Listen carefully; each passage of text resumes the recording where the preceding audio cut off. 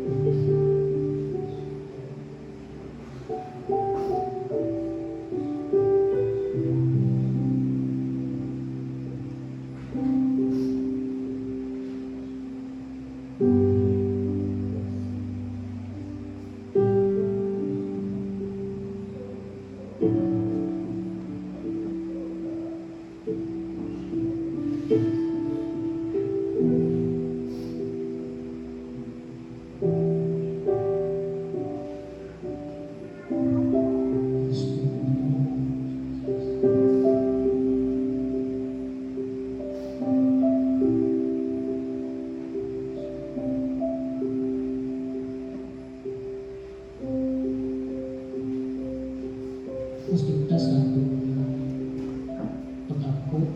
Ano na ito i-pray? Let us pray for our church. Guys, na mga tanan, itinagdaran ng ampo. Mga ito nagihimo ng isa-isa na itong mga prayer requests ng tanan ng ampo o yan yung pilit na kalim. So na itong i-pray sa atong church. Pray na ito kalikod, illegal ministry, mga eksura lang ito nga nawala na sa pag-alagad sa Ginoo, na sa kaluya, kabugnaw. I-pray na ito sila. No? Because we love them. Amen? Let us pray for them. Iyan po nato magiging kasimbahan.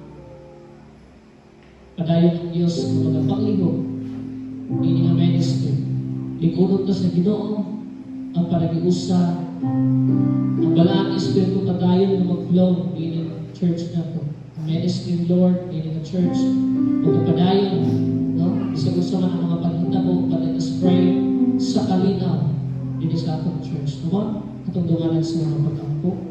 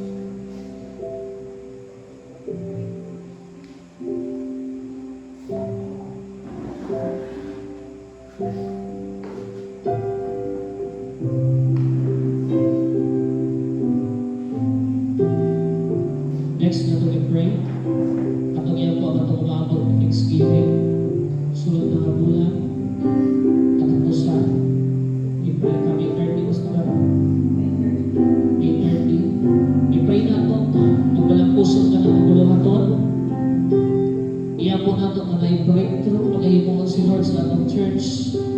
Doon ay pinasahing na butang, magahimong si Ginoo sa matagasanang kinabuhi ng adlaw. Atong iyang po, everything will be provided. Ang atong mga nasabutan, kung sa nagpipisi sa panahon, i-pray, i-provide nyo ng atong mga palinahanglan ng adlaw. I-pray na ito, mamaayo ang panahon. I-anoint ni Lord ang magdala sa iyong pulong, ang magdala sa mga pagdaig. Ang tanang mula na ng adlaw, i-pray na ito may more successful. Amen? Sa tutuanan sa mga pag-ampo. Hallelujah, my God, we begin to pray. Sa kasalamat niya, Panginoon. Kasalamat.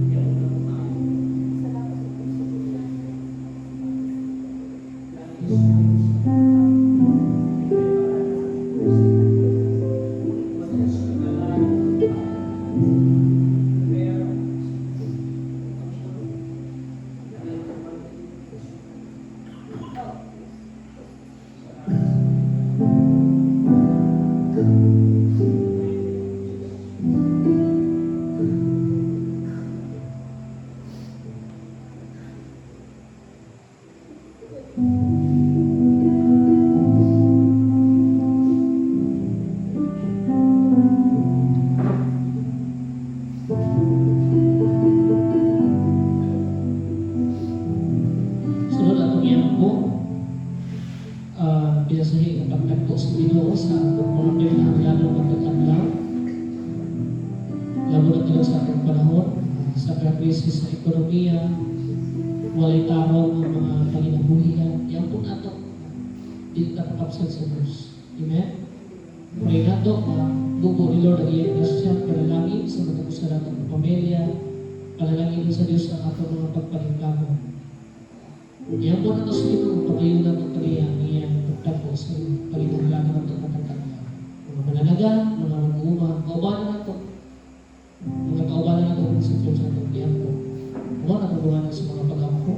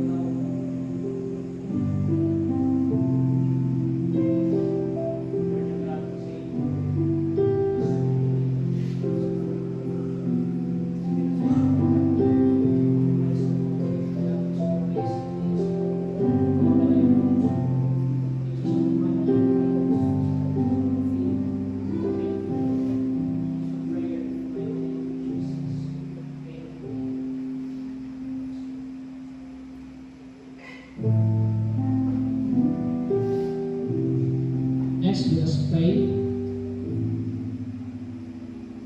Yan po na ito ang padayon na pagpakailan sa mensahe sa Diyos. Ginamit ang ato mga kinabuhi. Pray na ito na mahimot ang kabahin sa padayon na pagsangyaw sa mensahe sa Ginoo. Pinaagi sa ato mga kinabuhi. Pray na ito kung kining atong simbahan din sa gawain. Mahimong impactful din nga lungsod.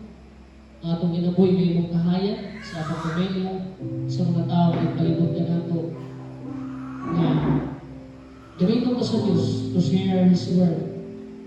Padayon na pagpakailap sa mensahe sa Diyos, pagpangita sa mga talag na nawala, wala sa ginarian sa Ginoo. Amen?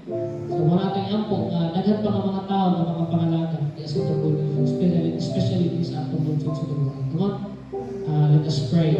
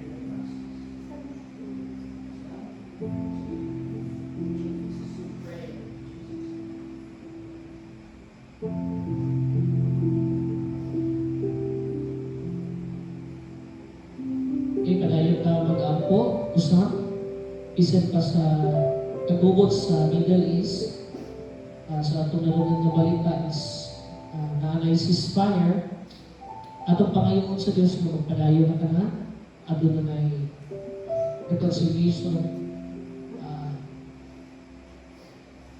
US, Israel, Iraq, kapag na itong magpadayon ang ceasefire, magkasinabot na, aron yung pining global crisis kano ni karon itong sultian pining undang na. Amen?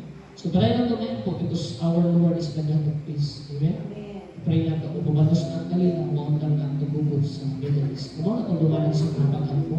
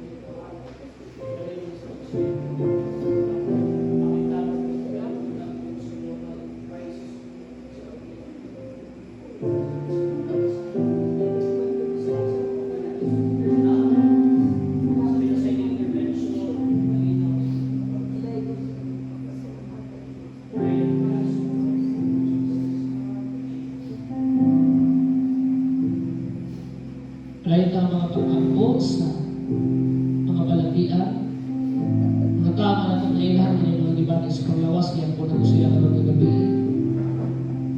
Yan po na itong hatagan ka sa Diyos makaladwa sa mga iyong mga panglawas. Amen? gibati sa mga paglawas na atong yan ko para ma-appeal ko. Nga nailan ninyo. Si Pastora Maris no. Banay ka mag-ampo ka Pastora Maris sa iyong breast cancer, Pastora. Brother Len sa Si Brother Len sa continuing recovery sa tibok niya ng mga paglawas. Sa mga natutunganan sa mga pag-ampo, Hallelujah, Father God, in the mighty name of Jesus, Lord, padayon kami ang pagduri at nagpipigil sa isang pasamo. Ang head sa presentation, Lord, Lord, nabigyan kami ng presentation, Lord, padayon kami ng pasalamat sa recovery sa iyong lawas. Pumulitin ng hiling o Diyos, Father God, fast recovery, Diyos, mabalik sa good health, balikan sa uban sa inyong pagkulang. Lord, salamat pa ito Lord, walay ka kong cancer sa iyong mga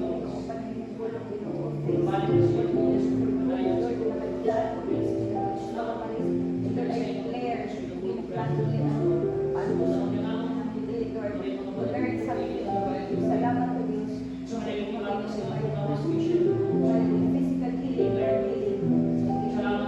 dapat po declare o Diyos, wala din po ang balasian o Diyos.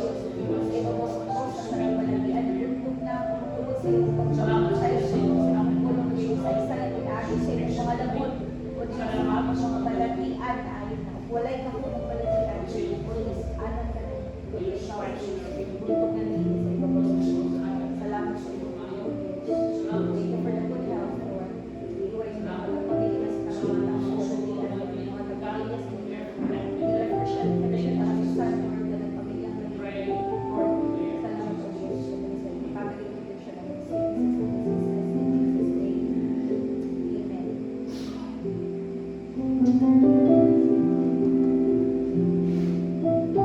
kasi ngayon magpapay request.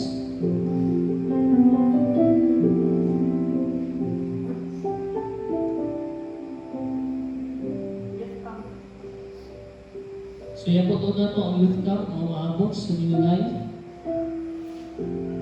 Karong May 18 to 22. I-pray na ito umaabot ng youth camp sa New Life o sa Tagbina. I-pray na ito may successful ang mga youth ni New Church. No? Sa pagtambong nila sa New Life, may mga butang na itugnog ni Lord sa ilaha. Pinagi na ng event. Mamit nila ang presence ni Lord na ng event. Na ng youth, mga butambong will become empowered by the word of the Lord. No, masinatian ang gahong sa Ginoo, magbalagpustog ka ng Ginoo. I-pray na ito, everything will be provided.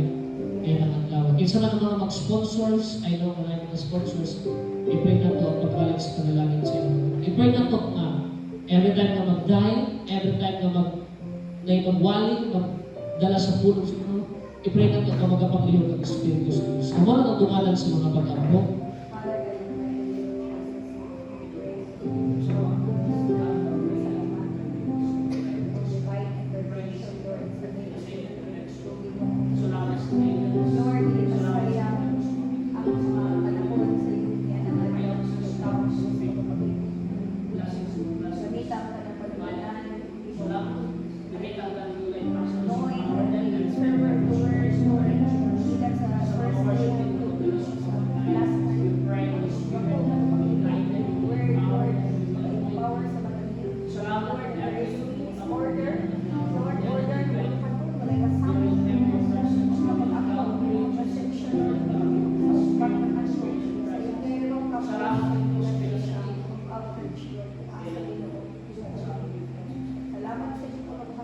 salamat sa impact sa mga linggo. Madala ng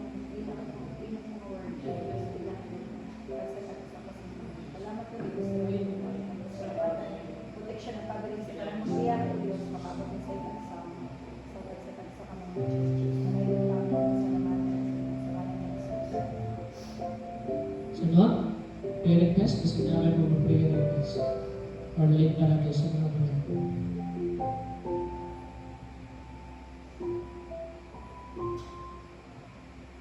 Pay pastors. So ato paluyan sa mga pag-ampo ang mga pastors din sa Kagwain, ang ilang association, Kagwain Pastors Association. So i-pray na ito ang kanaging usa sa kanang kapastora din sa Kagwain. Daghang pang mga churches na wala ang join.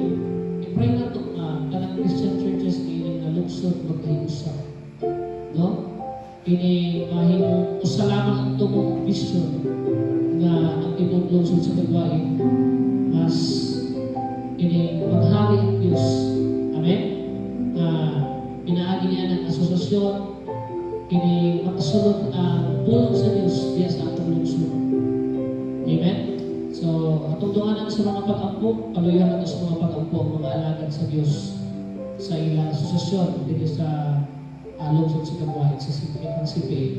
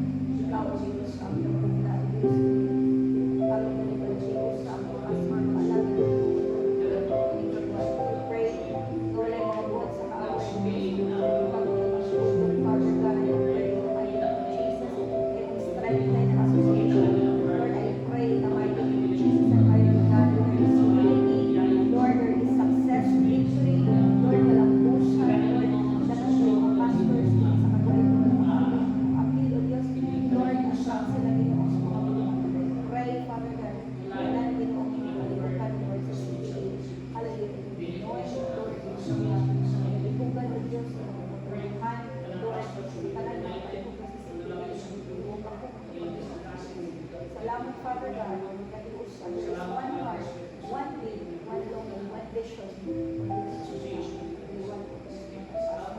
Ay, salamat. Next. Apa?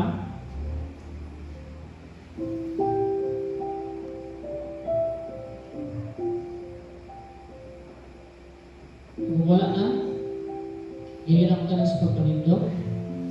Kaya mo lang niyo sa pastora. Sa pag-close sa ato mga prayer, niya laro sa pag-ampo sa atong pagtapos sa atong bulang ng garagang. Hallelujah. Thank you, Lord. Salamat, Ginoo, sa imong pagpapor that we can come to your throne boldly. Salamat, O Diyos, na bisan pa sa among mga pag-ampo, Lord. Ikaw nakadungog ni atong tanan, Father God, and we faithfully wait sa katubagan sa among mga pag-ampo, Father God, according to your perfect time and perfect will. Lord, salamat din sa iyo ka ng mga pag-ampo pinagi sa imong dili nga dugo, O Diyos. Walay makawat bisan isa ka sentence, isa ka word sa kaaway. Lord, all our prayers will be sealed by your blood. So, salamat, Father God. Lord, padayon pa kami Ginoo, mahinangkon, O Diyos, na magpasalamat dili lang karon kundi hangtod sa walay katapusan sa mga katingalahan, mga bilagong butang nga imong paghimuon dili lang sa among mga kinabuhi kundi dili usab sa among mga kaigsuonan ug bisan pa Lord haliya sa tibuok Kagwain. Salamat Ginoo sa kalampusan Lord sa tanang pinuhaton tungod kay Lord pinaagi nimo Lord na tuo kami everything will be in order. Ug Lord pinaagi kanimo makabaton kami kalampusan. Salamat Ginoo sa imong pagabuhaton pa sa among mga kinabuhi. Apos kang pasalamatan kasidukan sa ngalan ni Jesus ang Panginoon. Amen. Amen. Mayong ubiis pa na ang atong simba o pang-adlaw. Ang sunod na namin pastora.